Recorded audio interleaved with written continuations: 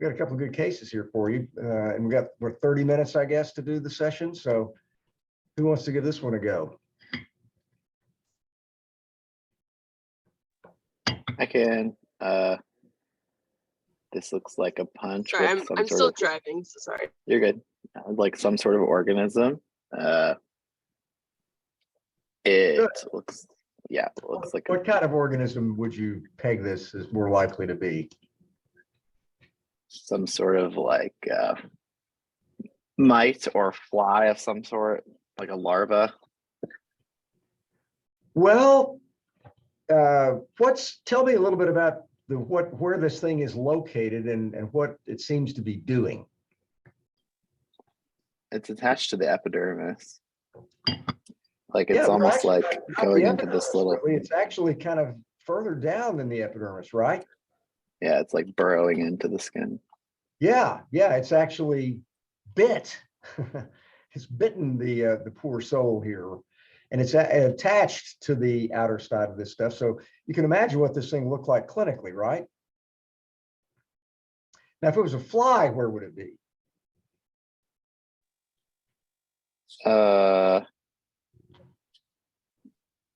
I mean, I think it would be more superficial probably. No, actually the other way around. Flies go way down in here. So if you see a biopsy of myiasis, for example, that organism is down in your dermis. It actually forms a little tunnel, if you will, in the dermis. So that's basically what you see with cutaneous myiasis. And what happens there is the fly comes in and actually bites you, and it causes your skin to itch, and then it carries the little eggs on its abdomen, and they drop off on your skin, and then you scratch and you self-inoculate. So they don't actually inject their larvae into your skin, you scratch them into your skin. Yeah. And you said a mite. Okay, what's the size of this thing here? Yeah, it's pretty big. Pretty big. How big is a mite usually? Tiny. Yeah, they'd be kind of, if you ever see like mite of scabies, it's kind of about like this big. So this guy's a way big brother of a mite. Like a tick. A tick. It's exactly what it is. And this is the tick mouth part right here. It's really a beautiful section. We almost never see this. Usually the mouth part is, and see this stuff down here, this degenerated collagen that takes on this kind of hot pink appearance. Actually, what's happening is the tick excretes an enzyme that creates this turns it into like a cement. And there actually have been some people that have looked at the chemical composition of this, trying to see if they could make it commercially usable in some way, because the way the tick actually attaches into your skin is really very, it's a strong attachment. And that's why if you go in and just yank the tick out, you pull it off, this is really still cemented into your skin, and the tick mouth part stays in there, and then you have getting a pseudolymphoma and a chronic granulomatous reaction to that. But there's actually a video, if you go on YouTube, it shows the actual tick when it's biting into a human being's skin or animal skin, and it shows that these things are like little saws, these little things here, and they actually saw into your dermis. They saw through your epidermis, get into your dermis, secrete this material that degenerates the collagen, and it actually just it's cementing itself in there. It doesn't want to leave. So like a bed bug comes in and bites and then goes back to the bed and comes back and bites you again later, breakfast, lunch, and dinner. This thing is burrowing into your dermis and cementing itself in there, and it's staying. It don't want to leave, and it keeps sucking your blood out until it finally, maybe has eggs and lays eggs and whatnot and detaches and goes through its life cycle. But this thing, once it's there, it wants to stay there. So this is a tick, and they may very well ask you on the board some questions about diseases that ticks carry, and they might even ask you the difference between like a dermacentor tick and an ixodes tick, the ones that carry Lyme disease and starry. So make sure you kind of know what those ticks look like. This is a nice example of that. The other couple of things that can sometimes give you ectoparasitic infections besides mites and ticks and then scabies, that sort of thing, are things like tunga penetrans. That's a flea, a sand flea, and that also burrows down in here. So it actually forms a channel with a little, it's rather than biting into you, it actually is sort of like myiasis. It actually just kind of digs into your skin, and you see the little snout of the organism that kind of poaches out so that it can still get some air, because it actually has to breathe.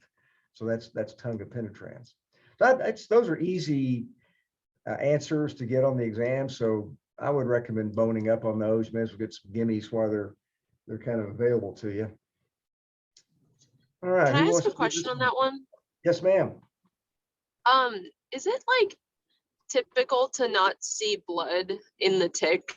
And obviously I know it's kind of rare to biopsy, you know, a specimen that has a tick in it, but just curious. You know, there probably is some blood inside the tick here. The thing is, once it gets, these may be some of this stuff possibly is some of the erythrocytes, but the tick doesn't really have an actual digestive tract exactly like all this stuff is probably the organisms that basically digest the red blood cells. So chances are by the time it sucks your blood out, they kind of get eaten up by the tick. But this right here may be some residual red cells that's getting absorbed by these sort of primitive digestive organs of the tick. So these may be the residuum of red cells right here. But this stuff is like muscle here. That's the exoskeleton, the chitinous exoskeleton. There's the mouth part of it. So that's kind of the anatomy of a tick, if you will. All right, you might want to give this one a go.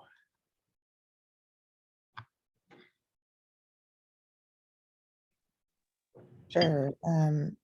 This looks like possibly like, so we have a well demarcated like dermal lesion. I was trying to figure out what the cells were that were making it up, those purple cells, and I was wondering if it was more of like a granulomatous lesion, if those were histiocytes with like certain. Good, excellent, very good, excellent, good. So low power, you notice that they were kind of pale. You really weren't sure what they were. You know, it's a dermal based process. You chose inflammatory versus neoplastic, which is good. And as you go to higher magnification, you see that they're very pale. And so, yeah, histiocytes are certainly in the differential diagnosis of that. So let's say they are histiocytes. What are we looking at here? What kind of histiocytes predominate? Obviously, what do we call that type of inflammation? Granulomatous. Good, granulomatous inflammation.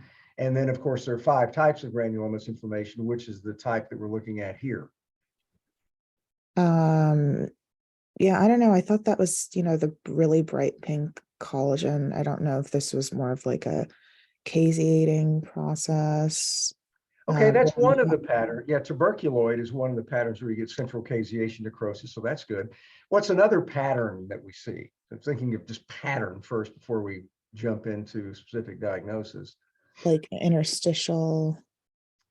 That's one pattern, yeah. But look at this. What do we see here? We got kind of histiocytes at the outer edge, kind of forming a ring, if you will, with a central Palisading. Good, palisaded, excellent. And then when you talk about palisaded granulomatous dermatitis, so we talk about what's in the center of the palisade to help us make a diagnosis. And so what's in the center of this palisade? Let me see. If it's bluish gray, then what is it? If it's bluish gray, I don't know, like mucin. Yeah, mucin, hyaluronic acid. It's mucin. If it's pink like this, it can be 2 things, but it's usually this is really Necrotic. more. Well, it could be degenerated collagen. That's one, but you know, here's collagen, and notice this has a different color altogether. It's kind of almost kind of a purplish pink, if you will. That's really regular kind of hot pink, I guess. So it's definitely pink, but it's a different color than the actual collagen. So what's another thing that gives you a reddish pink color in the skin? Oh, I'm not sure. I was thinking, because you said this was more like purplish, I was thinking maybe it looked calcified because I see those like purplish areas there. Well, that's good. Calcium can be purplish, but that's really much darker, deep purple, if you will. This is sort of has, you can see it's sort of, it's kind of slightly purplish, but it's not, maybe it's kind of slightly reddish. This is more pinkish reddish. So that's fibrin. So fibrin gives you this kind of color here. So if you go back and look at a biopsy of leukocytoclastic vasculitis, for example, you see the fibrin in the blood vessel walls, that kind of gives you this kind of color here. So you ask yourself, when you got a palisade of granulomatous dermatitis, what's in the center of the palisade? If it's mucin, what's most likely the diagnosis? If it's mucin, I'm not actually sure, but I know with fibrin, we think more of like rheumatoid nodules. So is this what this is? Yes, if it's fibrin, it's rheumatoid nodule. If it's mucin, it's usually granulomannulary. And this would be the more subcutaneous form of GA, which can look like this. And then if it's degenerated collagen, we think of things like necrobiosis lipoidica and things like that. You are right, caseation degeneration can sometimes look like this, but usually you don't have a large nodular aggregation like that. Usually if you get caseation degeneration, like in a tuberculosis or something like that, they're really relatively smaller granulomas with central areas, or granulomatous rosacea, you get caseation degeneration in that too. So it's not usually like this. So if you see something that's big like this, you sort of think, well, this is more likely to be rheumatoid nodule.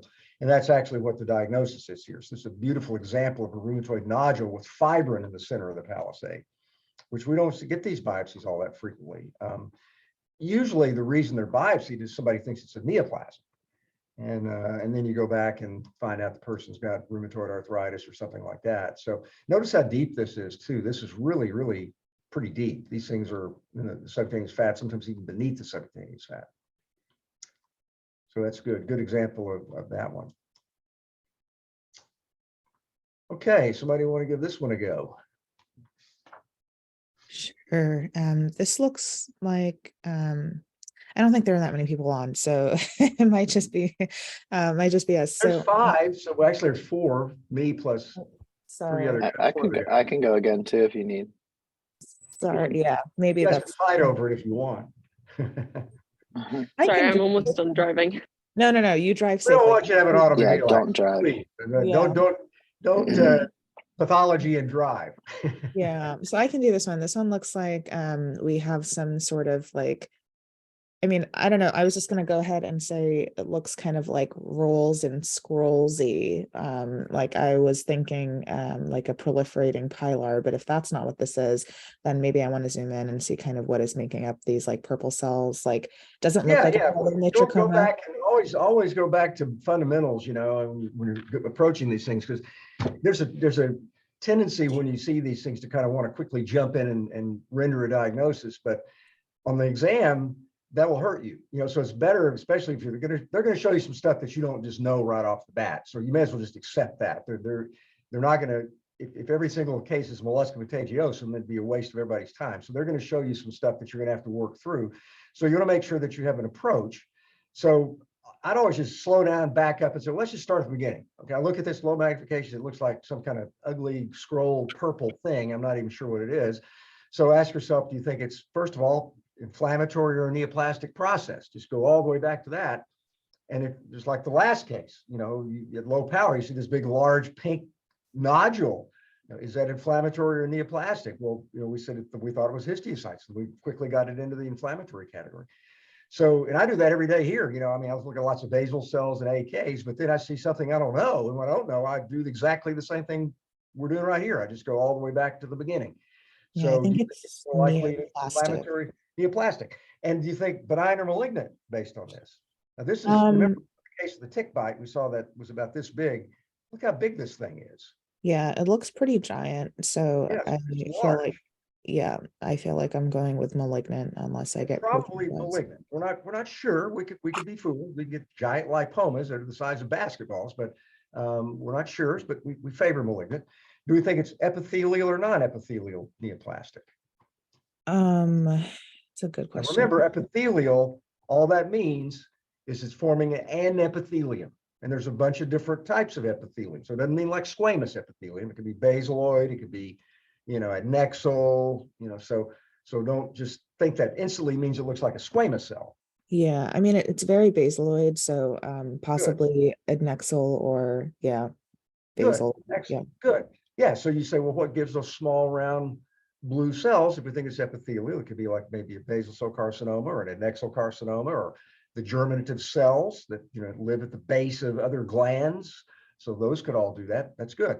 So we'll go to higher magnification, and sure enough, pretty atypical, isn't it? I mean, we got probably some necrosis here, maybe a mitotic figure or two in this area.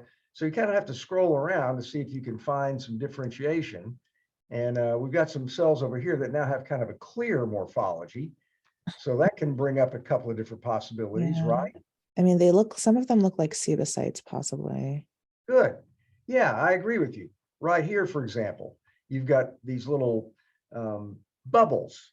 So a sebacite or sebaceous cell, as you said, if you look carefully inside, they have this foamy, bubbly cytoplasm with these sort of gossamer strands of, it's probably nucleoplasm that's emanating from the nucleus to the outer, part of the cell here.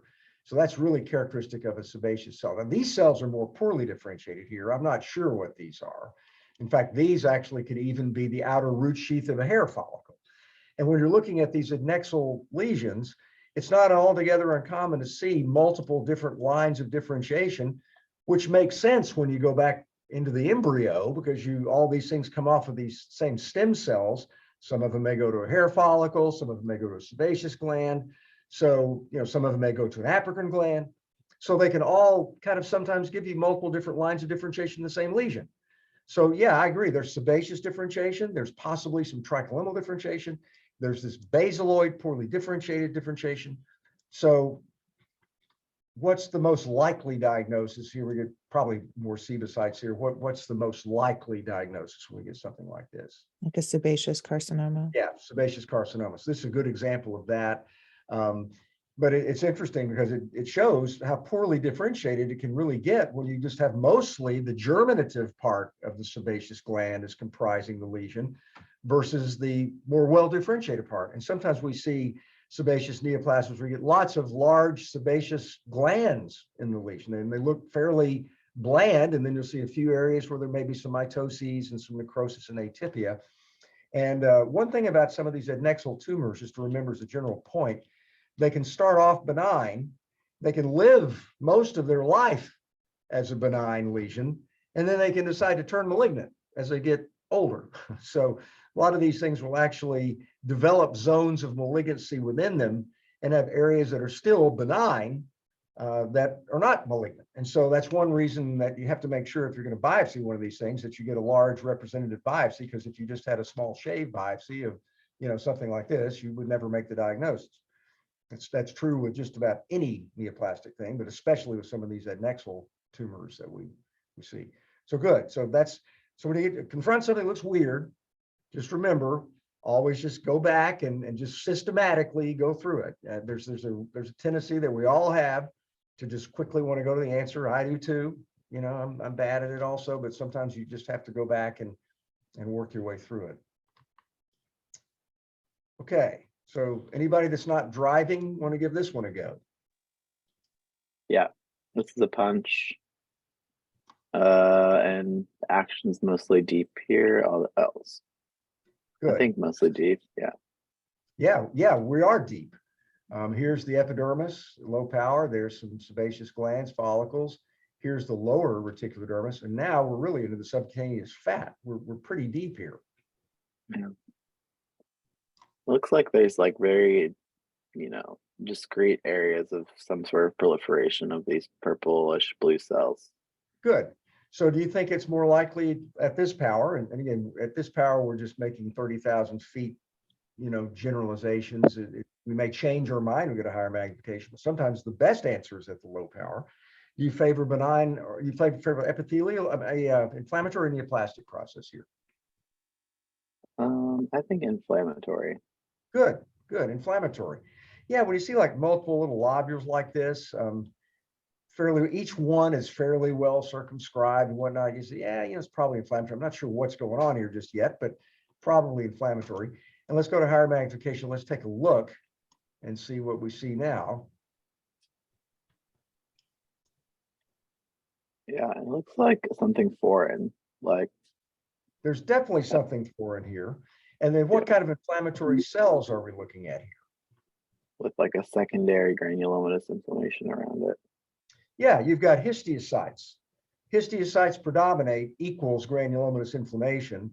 And then we got foreign material here. So this is foreign body granulomatous dermatitis.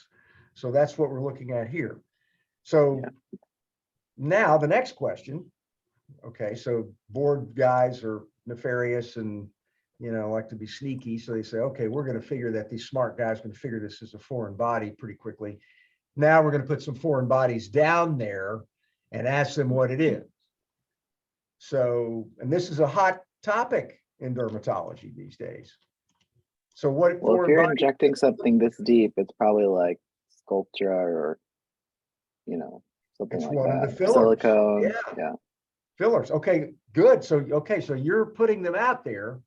You're looking down at your answer sheet and there's silicone. But there is also Sculptra listed. Yeah. There's also Radiesse listed. There's methyl methacrylate listed. Which one are you going to choose? There's hyaluronic acid listed. It doesn't look like silicone, like to me. Yeah, what is silicone look like? So you have to have in your brain a picture of it, like that case that we presented at Grand Rounds yesterday, the poor person that had all the silicone injected. If we took a look at that biopsy, what does silicone look like? I think it looks more like Swiss cheesy than that. Yeah, you just think Swiss cheese, tiny bubbles. I like to think like I like champagne. Yeah. So tiny bubbles. That sounds good too. Inside the histiocytes. And usually with silicone, they're usually fairly homogeneous bubbles, because usually, unless you go to Mexico and get something done like that poor person did, they're injecting industrial grade, high quality silicone with very few impurities. And it's rare for people to get reactions to those. It's the people that do it, you know, in an unsupervised way, that get the problems we saw yesterday. So this isn't tiny bubbles. That's a Don Ho song too, by the way, if you really want to go back. I don't think it looks like. What does Radiesse look like? What does the calcium hydroxyapatite look like? Radiesse, what does that look like? I would imagine you would have some, like, you know, calcification of some sort of. Yeah, good. They're like blue BBs in the skin. So look like little blue BBs. Like somebody take a little shotgun and just blast little blue plastic BBs in your skin, basically. What does hyaluronic acid look like? It looks kind of like grayish blue, like grayish blue jello. Wispy. Yeah. Actually, when they inject it, it's almost little clumps, if you will. It's not quite it doesn't look like the mucin of lupus or granulomedullary endogenous mucin. It actually looks like little small packets of jello. Just think of jello like Animal House, you know, when John Belushi's inhaling the green jello, think of little small blue jello packets in the skin. That's what the hyaluronic acid looks like. What about Sculptra? What does it look like? Looks like this.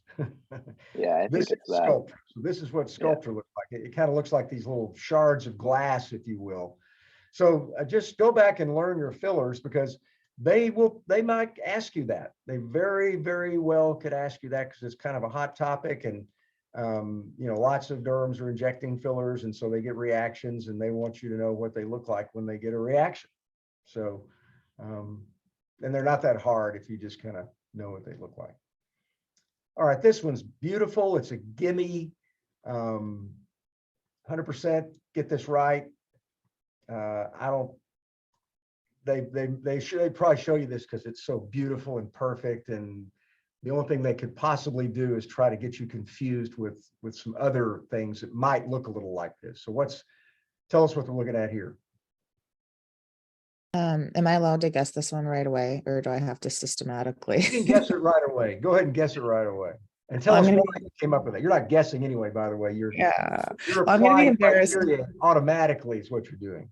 Yeah, I'm going to be embarrassed if it's not right, because you said it's a gimme, but I thought it was a Trichofolliculoma. You thought exactly right. Now tell us why It's It fibro- has that like, yeah, so we have a basaloid like extension from the epidermis, and then there are these like buds, basaloid buds off of it. So mama and her babies. And then it looks like in the other pieces that I was just scrolling through, or this one, there was maybe like a dilated aspect at the top with some like keratin or debris or something, like a Yeah, crater yeah, that's type probably thing. the wood, the tuft of wool left over here. You can see little hair shafts in here, and these usually are whitish. And so, yeah, you usually get this little tuft of wool. Uh, Now, one other thing that I want you to notice here, notice the stroma here. You see this? There's no clefting between the epithelium and the stroma, and this stroma is more fibrotic. Okay, it's more fibrous. It's got fibroblast, it's collagen. There's a little bit, there's hardly any mucin. It's different than the stroma of a basal cell. Can you guys appreciate that?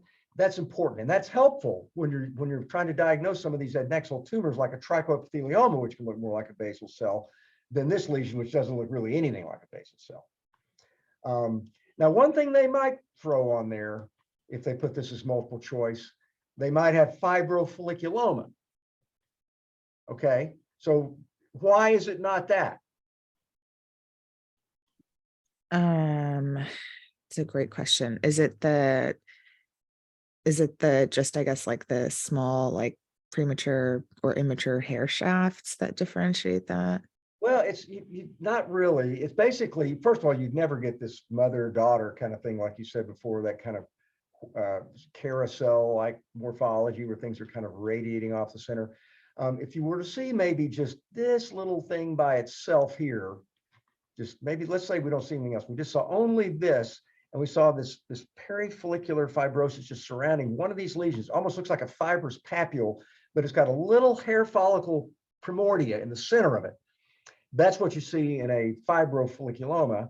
And then a perifollicular fibroma really is the same thing. And then trichodiscoma is really kind of the same thing, only just it's probably all part of the same thing. That this all comes from the mantle zone of the hair follicle, and that little perifollicular fibrosis-like area is part and parcel of the lesion, just like it's part and parcel of this lesion too. If you went in here with some kind of a laser and zapped out all the the stroma, this thing would, it has to have that stroma to live. It's almost like the soil, the seed in the soil. So you have to have both for these adnexal tumors. And so, of course, that's what we see in bird hog today. And those are very small, tiny little papules. They're not these little, these large lesions like this. So they don't look exactly like fibrous papules. They look a little bit different, and they've got that little fine sort of residual mantle zone of the follicle sitting in the center of that thing, or to the side of it. And that's actually a different structure. That's actually a little hair follicle sort of touch receptor, if you will. It's tied into the Merkel element of cat's whiskers and whatnot, are associated with those little fibrofolliculoma-like lesions in that sort of area as well.